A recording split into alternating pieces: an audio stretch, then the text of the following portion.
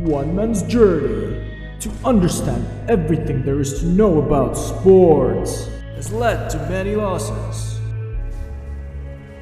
Horrible gaming, mediocre questions, but the guests are cool.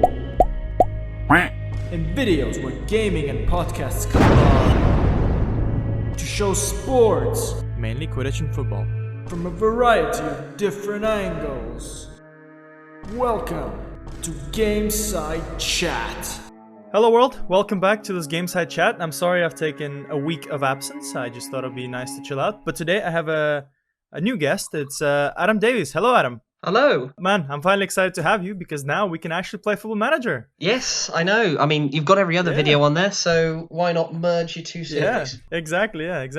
Right, so what we're going to start with the basics that we ask everyone. How long have you played Quidditch for and why did you join? Okay, so there's sort of two answers to this already from the start. So I did my first Quidditch Give It a Go in my first year, and then was foolish enough to not come back in my first year.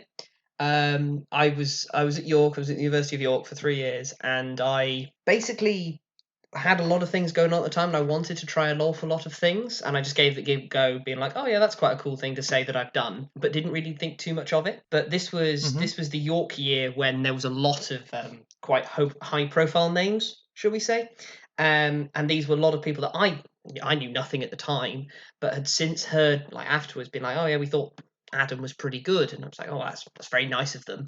And this will come up quite a lot through this, is that I'm quite a keen sportsman, but I'm not a very good sportsman. So although in my first year I've been doing all sorts of things, like I played for water polo and football at the university, it always stuck in the back of my head, being like, "Oh, these guys quite liked me," and I quite liked it.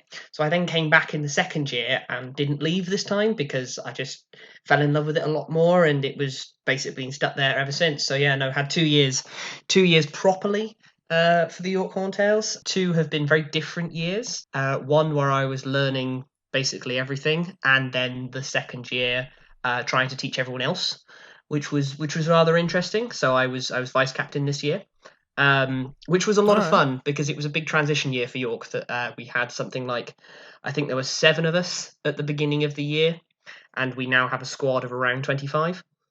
So it was a massive transition year with a lot of freshers and a lot of talent in there, which is quite exciting. And for some reason, they thought that I was the right guy to tell them what to do, and they're wrong. But you know. All right, nice man. Right, so you've told me a little bit about yourself. Yeah, so the next stop, as an obvious one, is where do you currently work?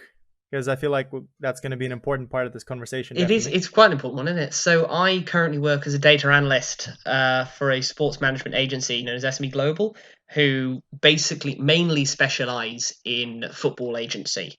So that is the people that look after the players in terms of helping them with their contracts and helping them both on and off the field, and sometimes have a bad name. But I promise you, there are some good guys in the agency world, and I'd like to think I was one of them.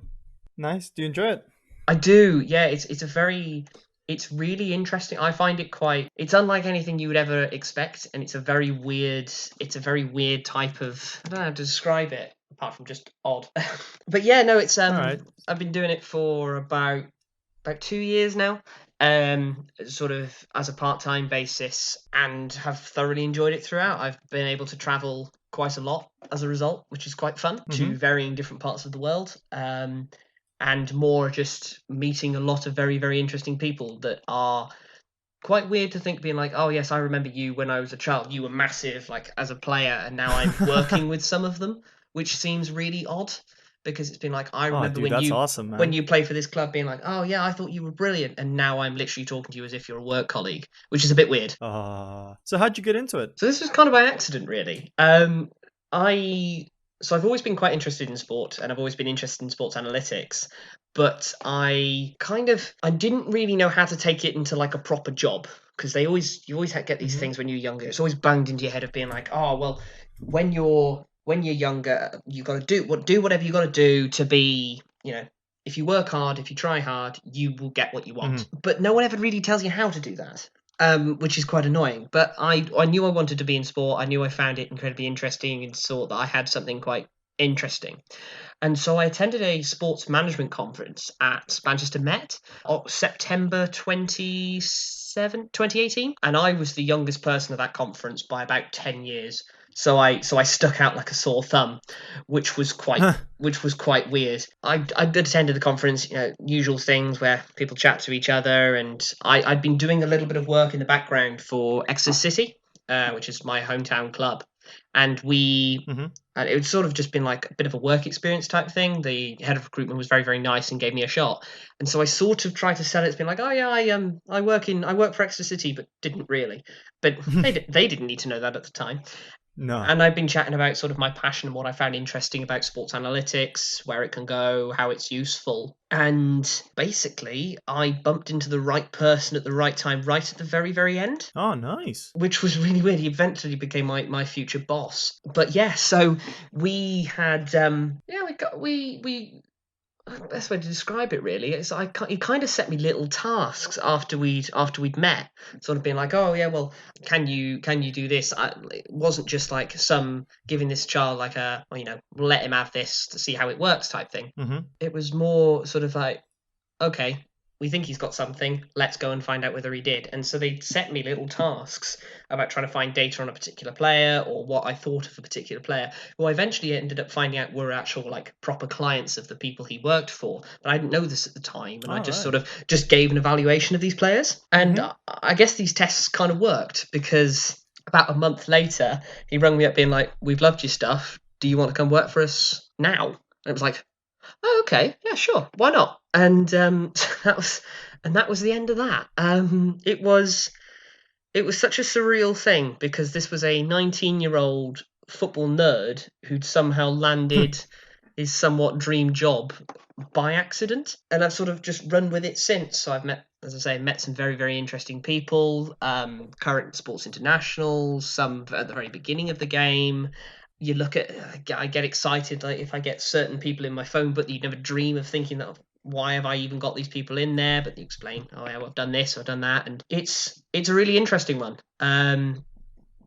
There's a lot of nuances in there, and there's a lot of things to learn, and it's not just, I think people massively underestimate quite what goes on in the football world, and it's not just built off people that are somewhat diehard sports fans who love everything, and that it's it's all built on heart.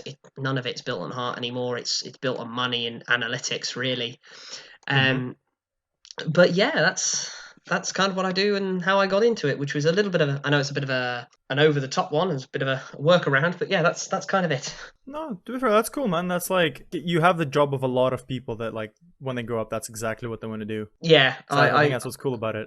I love it. I think it's so good. I'm very grateful of it.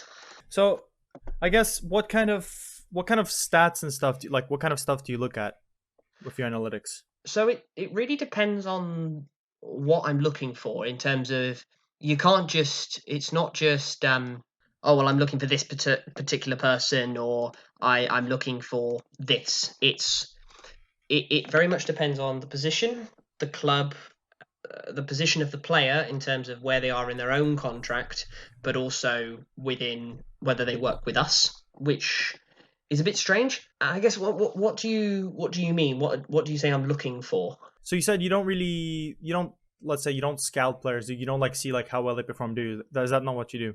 No, because it would be if I worked for a particular club, but because Mm-hmm. it's for an agency, so we're trying to represent them and not just they'll do. So for me, it's often they have to be quite young, under a certain Mm-hmm. age, because typically if the players are a lot older, they're often well established, and more specifically, they have well established agents who they have been with since the age of 16 and will never leave. And so there's no point trying to talk to those types of people. Mm-hmm.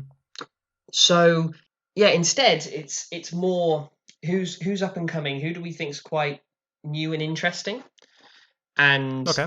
where we can, and if there's something something within that. But it depends, because we're quite a small agency, so Mm-hmm. we can't really sort of throw around the big guns and being like, oh well, we know Yeah. this player's out of contract, we'll go for them. because it doesn't quite work like that. Mm-hmm. So we've got a couple of players that are all at the very much the youth level, who we think could become stars in the future, and this is sort of where I come in. I look for basically potential, and it depends on the position, and that defines what sort of stats I'm looking at. But it's quite so. Yes, there's quite hard numbers wise, and there's sometimes a lot of maths involved, but a lot of it is Mm-hmm. very much video analysis. And because I've watched Okay, yeah. so much of the game and just watched so much of it as time has gone on, how to describe it? It's less gut feeling and more what I've seen in the past and what I know, and then Okay. supplemented by some good numbers. So it would start often with these agents. So I work with the agents within the agency. I'm not an agent myself, Mm-hmm. and what they do is they'll be, oh, okay, I've been approached by this player, or I think I found this player whilst I've been watching a particular game. What do you think? And that's me, and I'll go off. I go and find the rights. Look at them, be like, yes, I like the look of that, or no, that's not worth it. Typically, if we've been approached by players that want to get into England, that happens quite a lot, but actually aren't that great and probably shouldn't be worth our time or worth our effort. But when you do get them, and when you do find those particular players that are like, oh yeah, okay, I like the look of that, then we start rolling with it, and that's kind of my job done. Is that I'll look at the stats and be able to provide it and go, we should be looking at this person because of this, this, and this, and the numbers will depend, and the types of people within it depends on sort of what we're looking for. But really, it's anything goes Okay. at this stage of just who's free, who's around. But yeah, I don't feel like I've explained that particularly well. No, it's okay. It does make sense more like so. So what do you think is the importance of data analytics for, I guess, a high level sport, or at least any sport actually? To me, it's essential. It's the Mm-hmm. thing that everybody desperately needs, and very much the future, because a lot of sport is very much built on person's eye, and what they view as, oh yeah, that's a good player, or that's not a good player, and there's not very much evidence behind all of it, and they don't Mm-hmm. really. It's just, and there can be quite a lot of discrepancy, and data analytics removes that. It removes the biases for particular players, not necessarily prejudice against any particular Mm-hmm. types. It's just more of, take an example of, we naturally don't.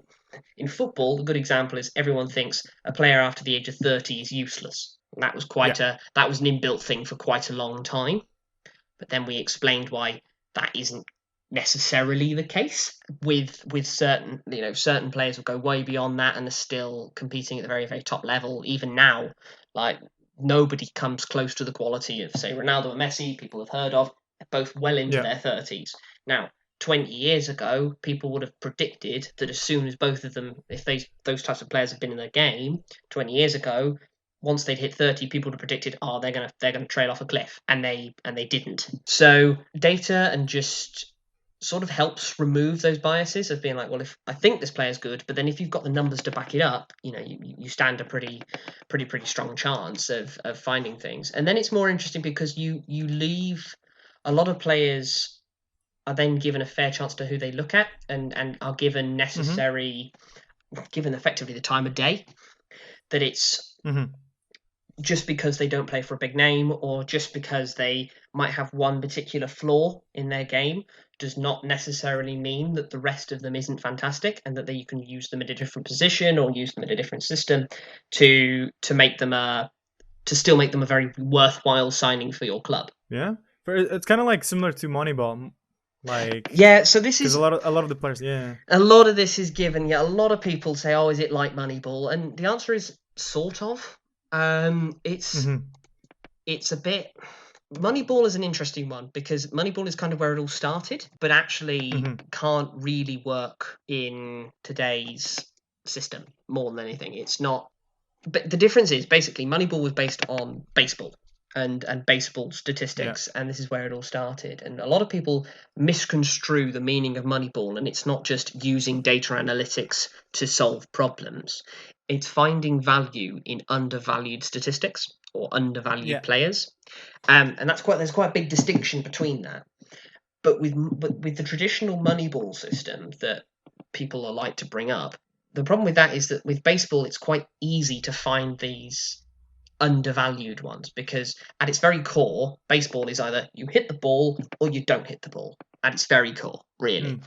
With football, there's so many additional variables to take count of that data can't really properly measure. You can't use the Moneyball technique in inverted commas in as stringently as you can in something like baseball. Yeah. Okay. Do you get to ask a lot? Because I feel like you had a prepared answer. Yeah, no, I do a lot, particularly when I'm trying to if I'm explaining sort of a variety of things, really. But no, it does drive me nuts occasionally. Not necessarily, it's not your fault, no one's fault in particular, but it's like, oh, I wish they wouldn't stop bringing this up. Like it's only because of the amount I've heard. I still can't find the right players. My brain's gone. Yeah. Too worried about trying to bring the right important questions to yourself. Yeah. But it's like, to be fair, it's like same. I assume it'll be like the same in Quidditch because like you don't have that many facilities to to scout everyone. Like there'll be a lot of players playing for the smaller teams that are actually they could play world class, especially at our level. But then they end up not. Yeah, no, I completely agree. I think there's a lot of room that people haven't quite fully exploited in Quidditch yet, and particularly the growth of sports analytics. I think is a natural progression, but not necessarily immediately. If you know what I mean, like we're not quite there yet, where it's the solution to everything. But I guess we can sort of come on to that a little bit later. But yeah, no, I think there's definitely room for it, and there's definitely an opportunity for it to grow within the sport. Right, I actually need to find a striker, man. So I guess I was going to ask you, like, what kind of equipment and facilities do you use to actually do your job?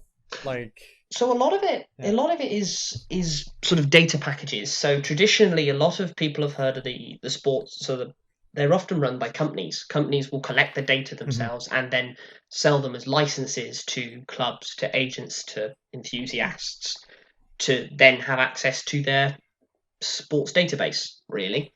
And I use one of those. It's known as Instat.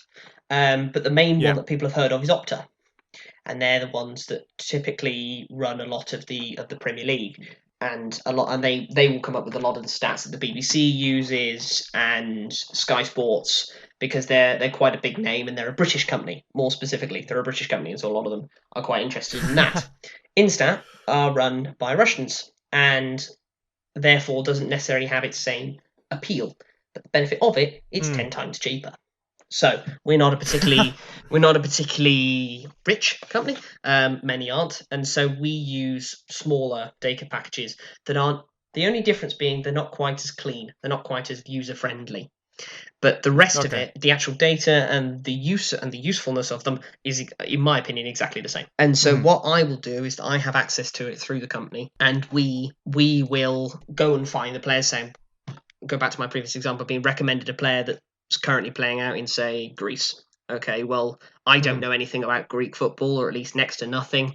But Instat has got a few things, and I can look at the numbers, and then it'll produce it in rather large spreadsheets to start off with. But then I'm able to I can export it and put it into something like Excel, and so it's say the number of tackles they do. Well, to make it more of a rough average, I'd want to measure it thoroughly per game, so that it doesn't just like, oh well, this player's got loads of tackles, this one hasn't. But if it's like the one with loads of tackles has played like twice as many games, is the disparity quite as large? And so that's sort of where we start to grow. But really, once I've done sort of the rough numbers, and you can look at the numbers off the back of it and go, yeah, they're not quite the sort of player I want. But if you want to go into a bit more detail, a lot of them have access to video, which is rather interesting, because then you can then look at players in a bit more depth and find, okay, well, this player is more useful here or there. And there's I should have mentioned this. There's kind of two sides to my work. One of them is working as the agent trying to pick up talent or finding talent. The other side is helping current clients with their day-to-day being a footballer. So effectively, like being a personal data coach, I think is probably the way to describe it. And Alright. what that is that I will go through with them. Okay, let's say my player. Let's take Chelsea, your team. So Mhm. let's say I am the agent of Cesar Azpilicueta, who plays at fullback. Well, I'm his agent, and I go to him every week, being like, okay, this week you are playing Liverpool. Okay, so he's going to know a fair amount about roughly how to play against Liverpool players. But what I will then go and do is go into looking at the stats and more the numbers and trying to find individual weaknesses with the players they're going to face. So it's effectively similar to Quidditch in terms of finding key players and key attributes of these players to then see if you can overcome them. And what I will then do is go through large amounts of data and large amounts of video to find these weaknesses. So if I was, again, back to being Azpilicueta's agent, and I know that he's going to face Mo Salah, I'll look at the stats and go, well, okay, you are going to lose every single day of the week if you are trying to outrun this man because he is far, far quicker than you. Okay, that's fine. He knows that instead of that, he's going to try and step off and let him run at him so he's got more time to move across and get that tackle in. That might be a more appropriate thing. However, if he knows he's quicker than his opponent, he might want to go and press a bit more. Now, these are things that a club can sort of teach you. Say Chelsea might be able to tell him, but what we do is that we then provide it on an individual basis. So he's just going to go. So Chelsea would go, well, Liverpool's attack are going to do this. Okay. How does this affect Azpilicueta specifically? Because he's not going to be too fussed about what's going on the other side of the field. Not really. He's more focused on what's going to come down his side.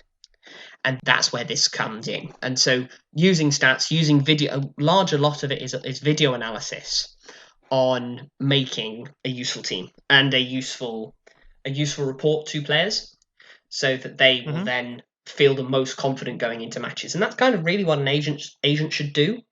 It's not about, in my opinion, it shouldn't be about trying to get the most money for them, although it's important and they have a short-lived career and it should be, and they should get what they deserve from it. It's not all about the money, in my opinion. So yeah, and that's kind of a sort of a bit I do, but with that, it's a lot of it is very video analysis heavy. Back to your original question, it's very heavy on that. How do you reckon that work in Quidditch? So how do I work that in Quidditch? So to me, it's all about the video analysis is a quite easy thing to begin with, but then over time it will develop into something far more, in my opinion. It's going to grow. This is where, and I remember you talking to Jay about this last week, that it's not. The key for me is the same as it was for Jay, is that you're finding the right people that are willing to put in the work to create these large scale models, really, of data. Really, the video analysis is a fairly easy one, in that over time we are going to progressively get more and more improved video quality, and I hope so. And there seems to be a large support for this in the community, that this is what people want, and it's like, okay, that sounds great, and that will be really useful for analytics, because rather than just being like, okay, I should be following this blob, I should be looking at this particular player, and because I can see them in more definition, I know that they are, relative to me, a bit smaller. Okay, so you are able to prepare for that player maybe in a slightly different way than if the player was slightly taller than you. And that's, and these are the sort of things that will make the difference, I think, anyway. And then afterwards, as the sport grows, and this is something that I've always thought takes a long time that people forget, is Quidditch is very new, and not just it's super new. We're talking under 10 years, aren't we, in the UK? And so for me, there's a lot of room to grow. There's a lot of improvements that are going to happen, and I think sometimes people get sucked into the idea of, oh well, it's all got to happen now. Not necessarily. So with analysis, we are going to get people that are really, really interested in actually collecting the numbers, collecting the data. And sometimes we've still got people in there like that now. People over time are going to be more interested in picking particular players, in collecting this data. And when they do, these networks are going to slowly start to develop, where we have large databases of very, very useful players and very, very useful data to get the best quality that we can to describe a player. This will be both useful in an opposition analysis, being like, okay, so let's say I'm still playing for York and I'm about to play the Olympians, hypothetically. Being like, okay, I know this is going to be a struggle because these are traditionally better players than me, but Timor has a particular strength in this, so we're not going to make sure we go anywhere near him to do this. He's a lot taller than me, so there's no point trying to throw the ball over him. But what I might do within numbers is might be the fact that, say if I was playing beta, and I knew an Olympian's beta missed 50% of the time, I know that I have to be just naturally less scared of them, or something like that. It's these intricate little details that will slowly build up into making full-scale analysis of a club, and that you will be able to work out how a player and how a team will function before you've even got on the pitch. Exactly the same as it does with football, not necessarily because football is a better sport, but because it is a more developed sport. Yeah, that's true, there's more development off the field. On the field, there's a lot of very good things going for both, and more so, arguably, for Quidditch. But yeah, so with the rise of analytics, we should see a good way of getting around sort of on opposition side of being like, I can prepare better for clubs, and hopefully as it grows, this analytics might grow worldwide, and therefore when say Team UK are going in, they know roughly how they're going to beat. Well, they try and take on the US because the US is quite a major nation, but if they're trying to take on South Korea, which is a little bit lesser known, okay, well, what am I going to do now? Like, what do I have to do instead? So that's the more the opposition side, and then additionally, I think we're going to get those players where you mentioned beforehand, where it's these high quality players that are playing in low quality sides, and it will hopefully bring the rise of giving these people the correct time of day. I don't think this is necessarily going to be something that's going to happen regularly, and we're not going to suddenly see someone that's playing for a Dev Cup squad suddenly being like, oh my word, we should definitely be putting them in Team UK. Like, it's not going to make that much of a jump, as much as I'd like to think it would. But instead, we want to see players that were playing for Dev Cup squads that are suddenly, being much more interested for maybe top-end community teams when they leave, or might more specifically should be given a look at X-Ban, and that to me is where it's going. I really hope that's where it will go in the future, and there's a lot of opportunity and there's a lot of growth for it, even if we don't necessarily see it at the time. Okay, I love how we've covered a lot of questions already, but we still haven't started this. No, I mean, I could probably make a half decent squad out of this. Like, I'm nearly there. Yeah, because because I think I'm going to do my last player, and I think that's it for now. I spent all my money too quickly. I mean, to be fair, it's I did pick a slightly difficult one. A bit more difficult. Like, I could have done worse, but... and I'm ready. I'm completing the draft. Right, come on. You want to start this now? Yeah, go on. I'm going to go one more. I'm going to be interesting, go for auto pick. Who've they signed? Yeah. Nothing. Right, let's go. Nice. Continue. So now what's going to happen, we're going to play the games. I think, you got to save it now. Sure. Yeah, does it make it easier for you, the fact that, like, you've, you do some analytics, you're like, oh, okay, so this is the stat that's kind of important, or... I genuinely use it as market research.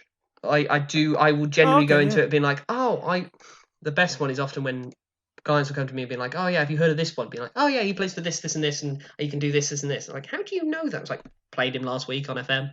Like, he was half decent. But then we'll obviously go and build on it from afterwards. But yeah, that's... I would be lying if that wasn't the case. Yeah, to be fair, like, it's funny how many people keep always, like, saying, like, oh yeah, I found this player by doing Football Manager, and you're just like, what? You're a professional football team, how is this a thing? Because and I guess it just shows, like, how it's incredibly well developed. This game is. It's incredibly well designed. You got your team ready? Very nearly. Okay. I've just got to make sure I'm going on a bit of a go slow and not quite remembering everything. I think I'm ready. Great. I think this will either go very well or very bad. I don't know. So I guess while we play, I have a few more questions. And at the end, like, if I haven't covered some stuff, you can tell me about them. Yeah, sure. Okay, cool. Let me look at your team first. Well, when it wait for it to load up. It's yours loaded. Oh, mine's not loaded yet. Goal of inferior. Mbappe. What is that?